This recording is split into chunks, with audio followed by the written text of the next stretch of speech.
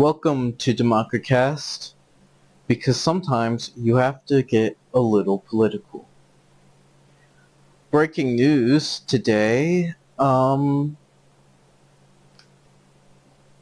radical Trump calls Biden a mental and physical basket case over a joke to Seth Meyers on the Late Night Show. Democrats are at it again. They're constantly making up stories about me because their candidate is a mental and physical basket case. Mental and physical basket case. I've never heard more ironic words coming from a man who has told people to inject bleach into their veins to cure the coronavirus. Just let that sink in. Because their candidate is a mental and physical basket case. There's never been anything like it. It's also the worst president in the history of our country.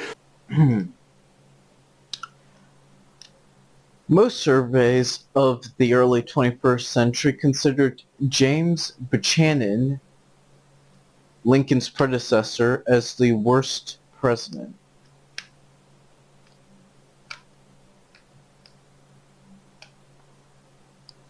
Notice how it doesn't say Biden.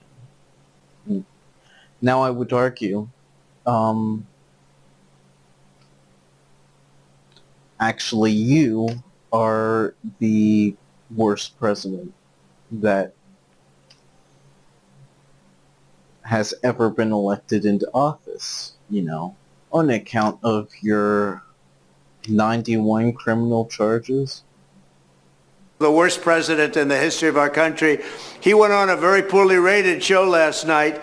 The Late Night Show has been going on since 1982, and according to Google TV, I guess, is where the ratings are coming from, 69% of people who watched the show liked the show. And he talked about Donald Trump and his wife. I don't know the name of my wife. He was referring to the fact that at CPAC, where I had a sold-out speech, the biggest audience they've had in years, I think maybe ever, I made the statement that Melania was very popular because when I mentioned her name, the audience went wild. The audience went wild because she's missing. I mean, where is she? Has anyone seen her? Is she locked in your basement, Donald? Are you using her for followers? Because when I mentioned her name, the audience went wild. I then looked at the two people, man and wife, Matt and Mercedes Schlapp, and I said, wow, they really like the First Lady. So this got taken as the fact that I thought Mercedes was the First Lady. It has nothing to do with that. These people are really dishonest. You're right, Trump. These people are horribly dishonest, right? So, I guess you don't want to talk about the 91 criminal charges that you have, that you are still denying, and as a defense, you are lying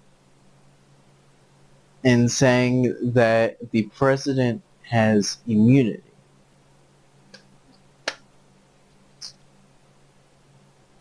Which would never work in any world. You never fulfilled any of your promises, and then, weirdly enough, you think that you accomplished something when you were in office. And I've never seen anything sadder, honestly. you know, but you're right. These people are the dishonest ones. These people are really dishonest. They are absolutely something. They have a horrible candidate who's a horrible president. They make up things constantly. You take a look at when I use Barack Hussein Obama and I interject him into where it's supposed to be Biden, and I do it purposely for comedic reasons and for sarcasm, because a lot of people say that Obama's running the country, not Biden, because he's sleeping all the time. They say, oh, I don't know the name of the president. Or when I imitate this guy getting off a stage, what they do is they say, oh, he had trouble getting off a stage. I have no trouble getting off a stage. Anybody that watches what I do at rallies would say, wow, that's amazing. Wow, that's amazing. You've managed to build the least convincing campaign ever, and somehow people are still supporting your senile old ass. I mean, that is amazing. Anybody that watches what I do at rallies would say, wow, that's amazing. He can go 2 hours without a teleprompter, not making even a little mistake. Very few people, maybe almost nobody, can do what I do. So here's the story. The disinformation of the Democrats is unbelievable. They do it because they have a horrible candidate.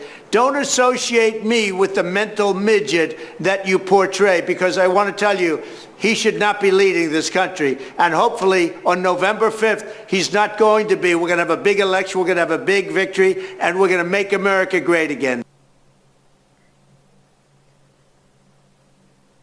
If you win, there's no faith in humanity to be had, since we've signed our lives away to a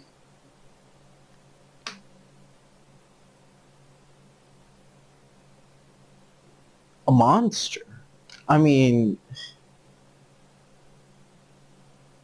seriously, a straight up crook. And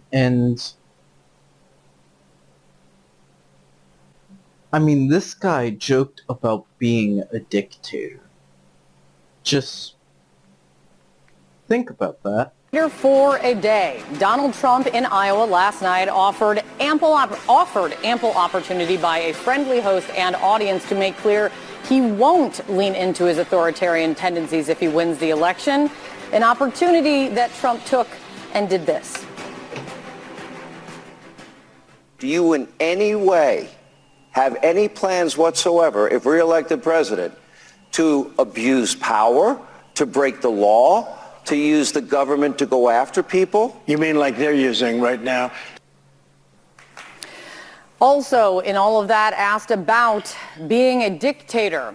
We will get to more of that in a moment. Politico's take on it all, a presidential frontrunner idly musing about being a dictator, even for a day, is not normal stuff. That's all for now. This has been Democracast. Stanley tuning out.